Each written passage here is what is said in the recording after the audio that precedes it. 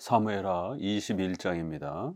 다윗의 시대에 해를 거듭하여 3년 기근이 있으므로 다윗이 여호와 앞에 간구하며 여호와께서 이르시되 이는 사울과 피를 흘린 그의 집으로 말미암음이니 그가 기브온 사람을 죽였음이니라 하시니라. 기브온 사람은 이스라엘 족속이 아니요 그들은 아모리 사람 중에서 남은 자라. 이스라엘 족속들이 전에 그들에게 맹세하였거늘 사울이 이스라엘과 유다 족속을 위하여 열심히 있으므로 그들을 죽이고자 하였더라. 이에 왕이 기브온 사람을 불러 그들에게 물으니라. 다윗이 그들에게 묻되 내가 너희를 위하여 어떻게 하랴? 내가 어떻게 속죄하여 너희가 여호와의 기업을 위하여 복을 빌겠느냐 하니 기브온 사람이 그에게 대답하되 사울과 그의 집과 우리 사이의 문제는 은금에 있지 아니하오며 이스라엘 가운데서 사람을 죽이는 문제도 우리에게 있지 아니하나이다 하니 하니라. 왕이 이르되 너희가 말하는 대로 시행하리라. 그들이 왕께 아뢰되 우리를 학살하였고 또 우리를 멸하여 이스라엘 영토 내에 머물지 못하게 하려고 모해한 사람의 자손 7사람을 우리에게 내주소서. 여호와께서 택하신 사울의 고을 기브아에서 우리가 그들을 여호와 앞에 목매어 달겠나이다 하니 왕이 이르되 내가 내주리라 하니라. 21장은 다윗의 왕국이 이제 어떻게 점차적으로 안정되어져 가는지에 대한 하나님의 은혜와 또 하나님의 보호하심을 좀 더 많이 강조합니다. 이제 21장부터 24장은 사무엘하의 마지막 이 내용으로 요약이 되면서 다윗 왕국이 얼마나 견고하게 또 지금까지는 많은 우여곡절과 어려움들이 있었지만 이제는 마지막 부분에서 다윗 왕국이 그 많은 어려움들을 딛고 이제 하나님께서 이 다윗 왕국을 견고하게 세워주시며 튼튼하게 세워주셔서 이제 장차 메시아의 왕국의 이러한 또 기초로서 또 토대로서 역할을 감당할 수 있도록 다윗 왕국이 아주 튼튼한 그러한 기반을 잘 마련해가는 그러한 여러 또 왕국의 질서의 이러한 안정됨을 강조하는 그러한 본문의 내용들로 구성되어 있습니다. 그 중에 이제 하나의 사건으로 기근이 갑자기 다윗 왕국에 닥치는 어려움을 한 사건을 소개를 합니다. 비록 이제 이것은 갑작스러운 자연재해의 이러한 기근으로 더더욱이나 이제 3년 동안 이렇게 엄청난 기근의 이러한 고통이 주어졌지만 다윗이 이것을 하나님께 잘 또 물어보고 또 하나님이 원하시는 대로 또 이러한 기근의 원인을 잘 분석했고 또 여기에는 사울과 기브온 족속의 이러한 또 잘못된 또 그러한 복수적 살인의 이러한 일들이 발생했다라는 것을 발견했고 그래서 이 기브온 족속을 다시 그들의 억울함을 풀어주기 위해서 다윗이 왕으로서 올바른 재판관으로서 이 살인 사건을 잘 처리하면서 결국 비가 다시 임하면서 다윗 왕국이 경제적으로 또 잘 안정되어져 가는 이제 이러한 하나의 사건을 소개하고 있습니다. 3년 동안 기근이 닥쳤다라는 건 엄청난 일이죠. 한 해만 기근이 닥쳐도 곡식을 또 확보하지 못하는 그렇게 되면 군대를 유지할 수 없는 또 이런 경제적인 엄청난 피해를 군사적, 경제적 많은 피해를 겪을 수 있습니다. 왜 이렇게 3년 동안이나 엄청난 기근이 닥쳤는가를 이제 살펴보니까 사울과 피를 흘린 그의 집으로 말미암아 이 일이 발생했다라는 것을 하나님께서 다윗에게 가르쳐 줬습니다. 이 기브온 족속은 아모리 사람이고 또 이 가나안 족속의 사람이었습니다. 여호수아 9장에 보게 되면 이스라엘 백성들이 가나안 땅을 찾으러 가려고 할 때 이 기브온 족속이 무서워서 자신들을 속이고 그렇게 거짓으로 이스라엘 백성과 조약을 맺으면서 우리를 살려달라라고 이렇게 조약을 맺습니다. 비록 거짓으로 조약을 맺었지만 하나님의 이름을 걸고 조약을 맺었기 때문에 기브온 족속을 죽이지 못하고 대신 그들을 노예처럼 이렇게 이스라엘을 위해서 봉사하는 조건으로 그들을 살려줍니다. 이렇게 여호수아 9장, 이게 지금 이 천년을 이렇게 기원 전 천년의 요 시간대이기 때문에 거기로부터 여호수아 시대는 1400 년대이기 때문에 400년 가까이 이 전에 그 약속입니다. 이렇게 하나님과 한 번 한 약속은 그것이 하나님의 이름을 걸고 한 약속이기 때문에 변치 않고 잘 지켜가야 하는데, 기본 족속이 반란을 일으키거나 악을 행하지 않는 이상 노예로서 이스라엘 백성을 잘 섬기면서 이렇게 살아왔기 때문에 기본 족속을 죽여서는 안 됐던 것이었습니다. 비록 이방인이었지만, 가나안 족속이었지만 죽여서는 안 되었던 것입니다. 이것은 하나님과 이스라엘 백성이 맺은 언약이었기 때문에 그렇습니다. 그런데 이제 이 사울이 이스라엘과 유다 족속을 위하여 열심히 있으므로 그들을 죽이고자 하면서 많은 기본 족속을 죽였고, 결국 남은 사람들 몇이 이제 다윗에게 찾아와서 자신들의 억울한 또 지인들의 가족들의 죽음을 하소연하는 장면이 나옵니다. 그러니까 사울이 이스라엘과 유다 족속을 위해서 열심히 있었다라는 것을 보니까 정치적인 그런 욕망, 자신의 정치적인 권세를, 권력을 좀 더 확고하게 다지기 위해서 이렇게 민족주의적인, 혈통 중심적인 그러한 권력욕 때문에 하나님과의 약속을 깨트리고 이렇게 사람들에게 인기를 더 얻기 위해서 이스라엘의 혈통과 민족성을 더 우월하게 이렇게 강조하면서 이방인이었던 가나안 족속이었던 이제 이 기본 족속을 핍박하고 죽이면서 결국 이스라엘의 혈통을 더 우수하게 드러내는 그런 하나의 정치적인 그러한 복수심으로, 정치적인 권력욕으로 기브온 사람들을 죽였다라는 것입니다. 이렇게 하나님의 공의와 하나님의 정의 아래서 행동하지 않고 사울은 자신의 개인의 권력욕 때문에 이렇게 400년 동안 지켜왔던 소중한 약속을 깨트린 것입니다. 그리하여 하나님께서는 공의의 하나님이요 정의의 하나님이시기 때문에 하나님이 약속해 주셨던 그 소중한 것을 사울이 함부로 여기고 깨트림으로 인해서 결국 기브온 족속이 억울하게 죽임을 당한 이것에 대해서 하나님은 재판장이시기 때문에 반드시 공의적 판단을 하고자 원하셨던 것입니다. 그래서 이 사실을 다윗에게 알려주기 위해서 이스라엘 백성들이 이렇게 하나님의 공의를 깨트리고 불법적으로 악을 행한 것이 얼마나 악한 것이고 죄악된 것인지를 훈계하고 깨우치기 위해서 3년이나 엄청난 이러한 기근을 허락하시면서 이스라엘 백성들이 회개하도록 그렇게 촉구하셨던 것입니다. 결국 다윗은 이것을 뒤늦게 깨닫고 이걸 빨리 올바르게 조치하지 않으면 자연재해가 계속해서 이스라엘 백성들을 억누를 수 있다는 것을 깨닫고 이제 기본 족속들을 불러다가 이 문제를 어떻게 처리해 줘야 하는지에 대해서 이제 공정한 재판을 또 펼쳐가기를 원했던 것입니다. 그러자 기브온 사람들은 이것은 돈 문제가 아니라는 겁니다. 돈으로 해결될 수 있는 억울함을 해소하기 위해서 돈으로 배상받을 수 있는 문제가 아니라 우리의 가족들이 죽었기 때문에 바로 이 살인을 행한 사울의 집안의 자손들을 우리가 죽은 만큼 그렇게 비례로 똑같이 사울의 자손들을 처형해달라라고 이렇게 요청하는 것을 봅니다.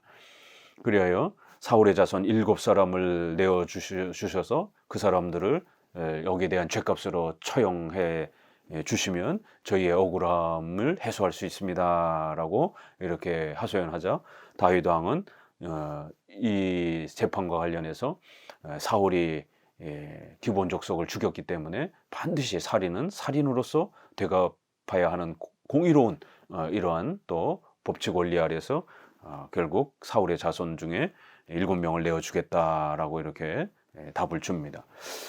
7절 그러나 다윗과 사울의 아들 요나단 사이에 서로 여호와를 두고 맹세한 것이 있으므로 왕이 사울의 손자 요나단의 아들 무비보셋은 아끼고 왕이 이에 아야의 딸 리스바에게서 난 자 곧 사울의 두 아들 알모니와 무비보셋과 사울의 딸 메랍에게서 난 자 곧 무홀랏 사람 바르실레의 아들 아드리엘의 5 아들을 붙잡아 그들을 기브온 사람의 손에 넘기니 기브온 사람이 그들을 산 위에서 여호와 앞에 목매달아 그 일곱 사람이 동시에 죽으니 죽은 때는 곡식 베는 첫날 곧 보리를 베기 시작하는 때라. 분명히 이 공의의 이러한 또 재판을 이제 다윗이 실행해야 하는데, 문제는 사울의 그 후손 중에 요나단의 또 후손이 있었기 때문에 요나단하고는 또 다른 또 그러한 공의로운 약속을 또 살아생전에 했었던 것입니다. 그래서 요나단의 후손을 살려주고 보호해 주겠다라고 하는 또 이 약속은 별도로 또 지켜야만 되는 이러한 또 책임성이 있었던 것입니다. 그래서 요나단의 후손인 무비보셋은 이 처형에서 제외해주고 배달은 나머지 그러한 사울의 자손 중에 7명을 그렇게 넘겨줍니다.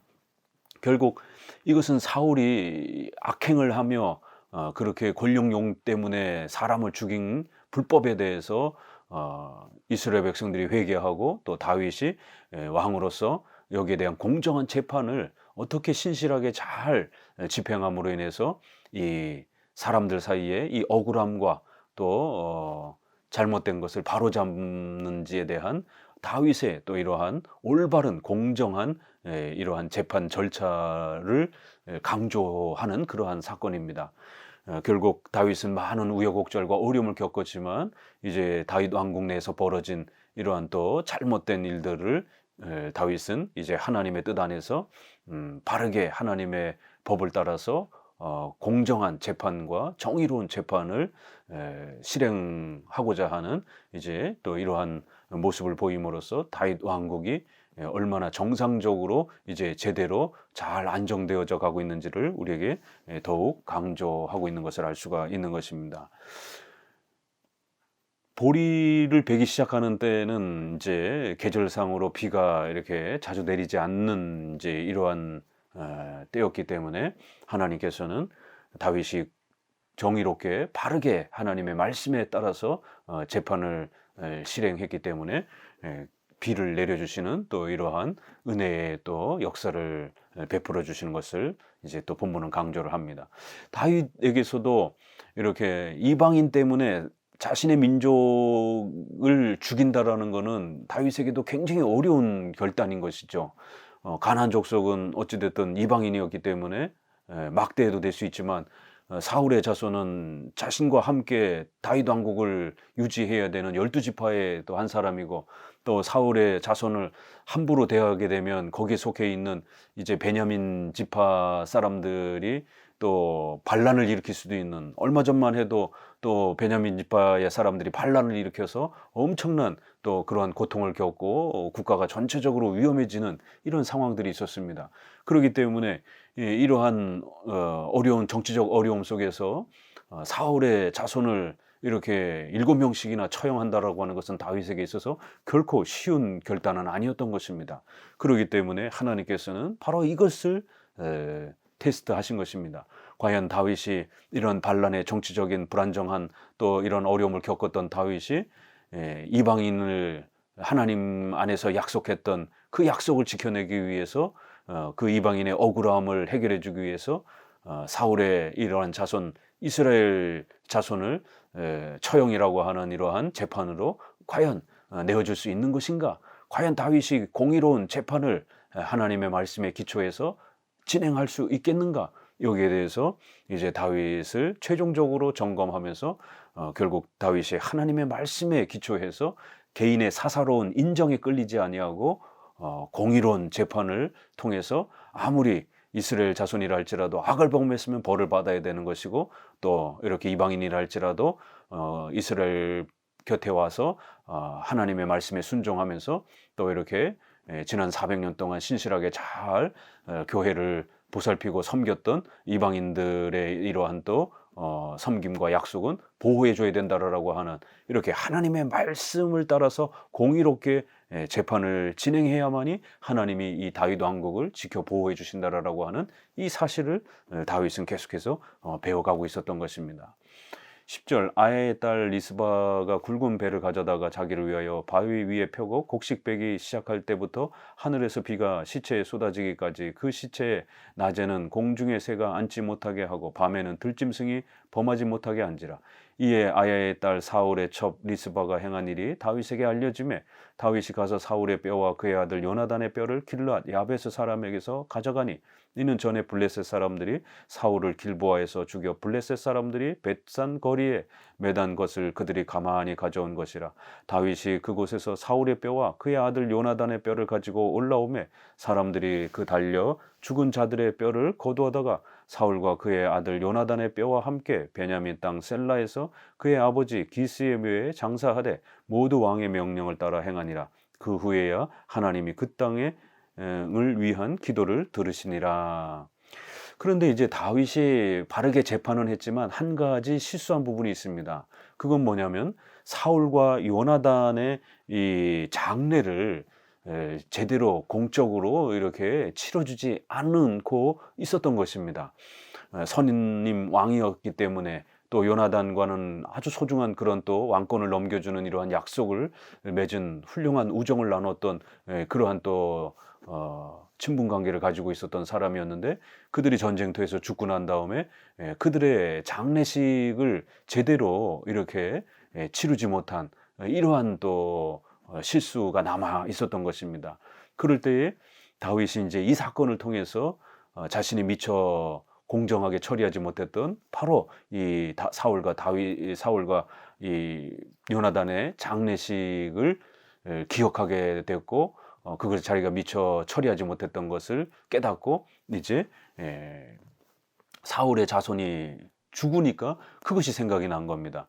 이게 어떻게 생각이 났느냐면 이 7명의 자손 중에 아야의 딸 리스바가 자기 자식이 죽었으니까 굵은 배를 가져다가 바위에 펴고 이렇게 곡식 빼기를 시작할 때부터 하늘에서 비가 시체에 쏟아지기까지 계속해서 그 시체를 관리하는 것입니다.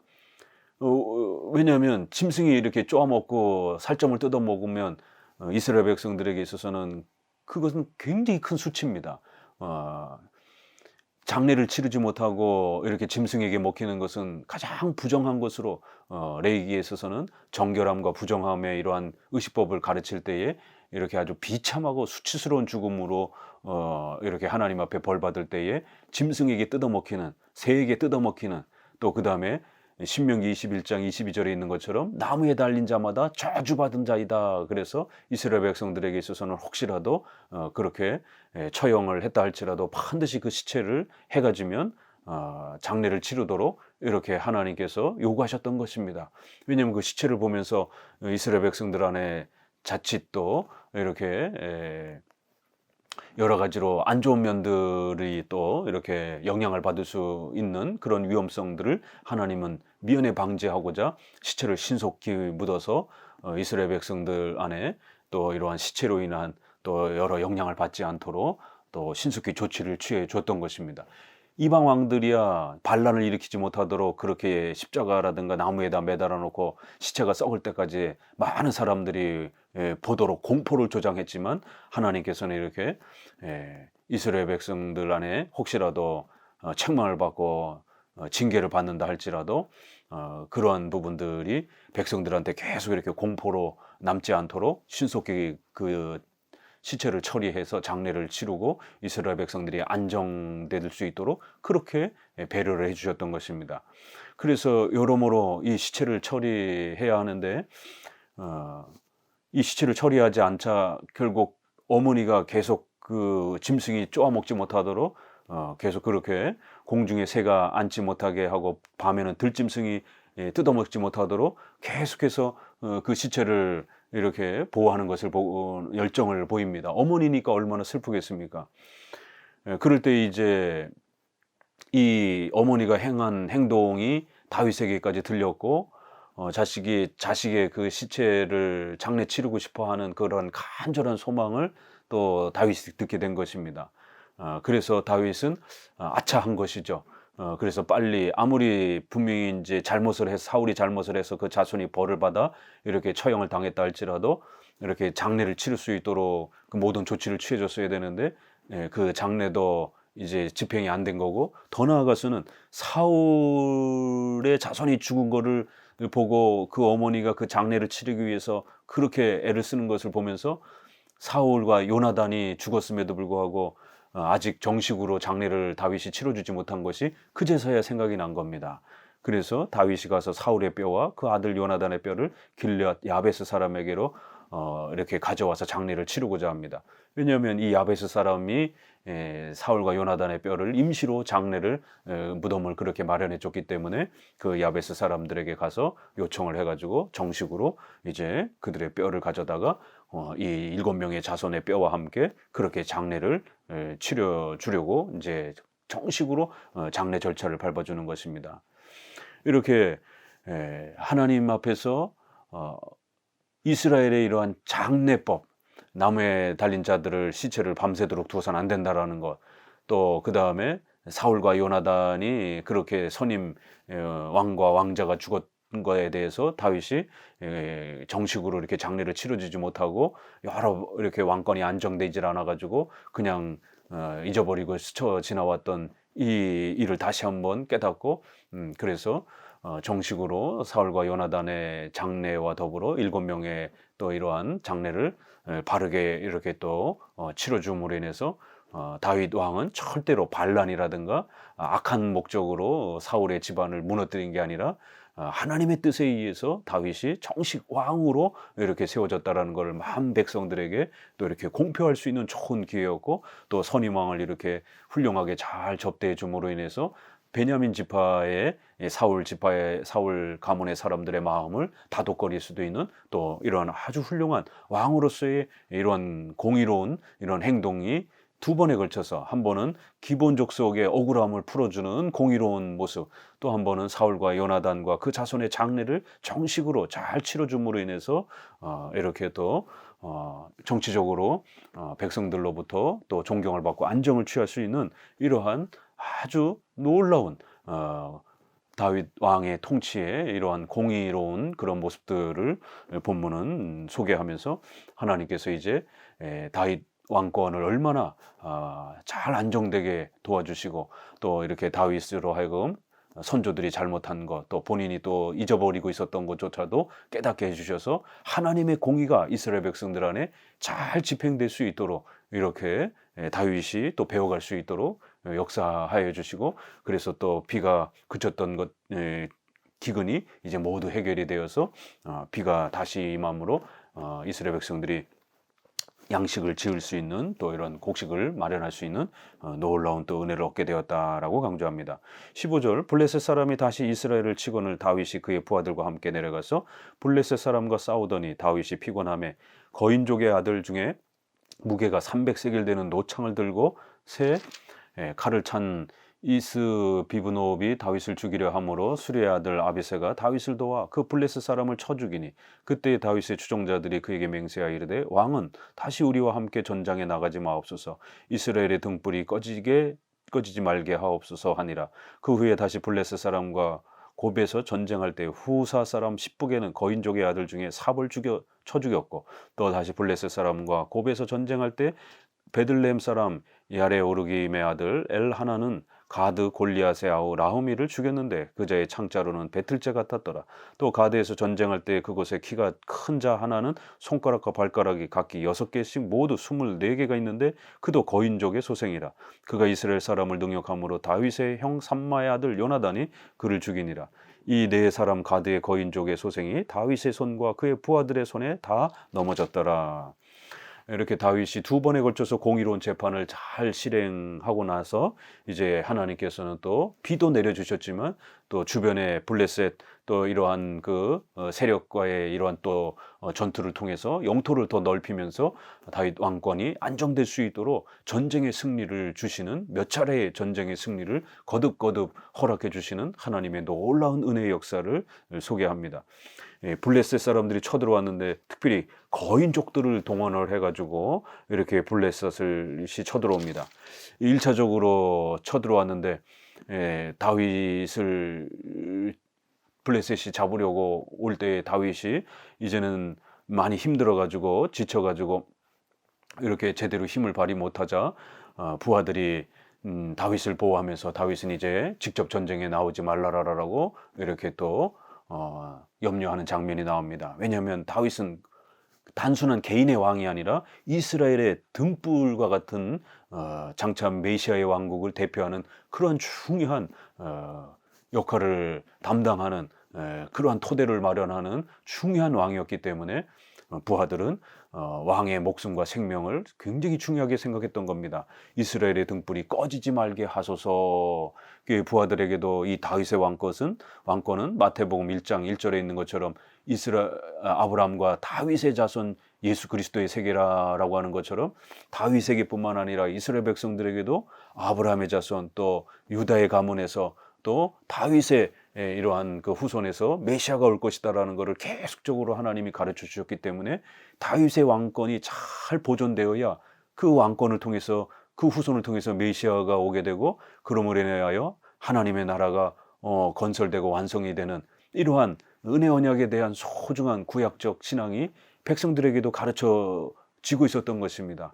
그래서 부하들은 다윗이 함부로 자칫 또 이렇게 전쟁에 직접 참여했다 목숨을 잃을까 봐 이스라엘의 등불이 꺼지지 않게 하셔야 됩니다라고 간절히 부탁하면서 다윗의 생명을 보호하는 것을 보게 됩니다.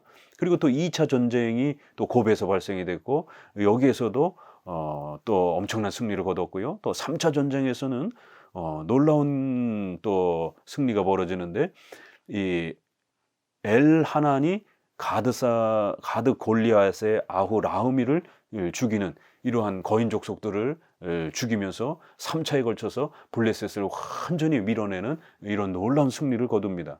근데 이제 이 히브리어 본문에는 가드 골리앗의 이 아후를 했을 때 동생이라는 말이 없습니다. 가드 골리앗 라흠이 이렇게 되어 있어서 이게 골리앗을 언급하다 보니까 여기서 말하는 이 골리앗은 그럼 도대체 누구인가에 대한 해석의 논쟁이 있습니다.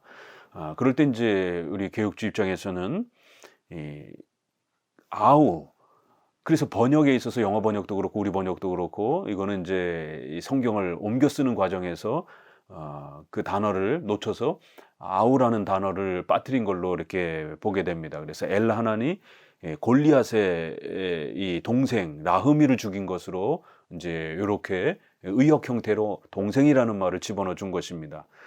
그렇지만 이제 본문에는 이제 원문에는 없다 보니까 그러면은 엘하난이 다윗 아닌가? 이름이 여러 개가 있으니까 다윗이 골리앗을 죽였다 이렇게 해서 다시 강조하는 것처럼 이렇게 보기도 하지만 그러나 이제 골리앗을 죽인 사건은 저 앞쪽에서 이미 언급이 됐기 때문에 여기서는 엘하난이 골리앗의 여러 형제 중에 또 그의 동생이 아직 살아남아 있는 것으로 보고 그래서 그 동생을 죽인 것으로 우리는 이제 이렇게 개혁주 입장에서는 해석을 합니다. 이렇게 3차에 걸쳐서 블레셋을 완전히 무너뜨리면서 하나님께서는 다윗 왕권이 공의로운 이러한 정의로운 또 재판이 잘 진행이 되고 또 외부의 적들로부터도 이제 평안함을 누릴 수 있는 훌륭하고 안정된 왕권으로 이제 다윗이 명실상부한 이제 메시아의 왕국의 기틀을 마련할 수 있도록 하나님께서는 이렇게 놀라운 도우심으로 다윗의 왕권을 보호해 주고 계시는 것을 우리에게 가르치고 있습니다. 감사합니다.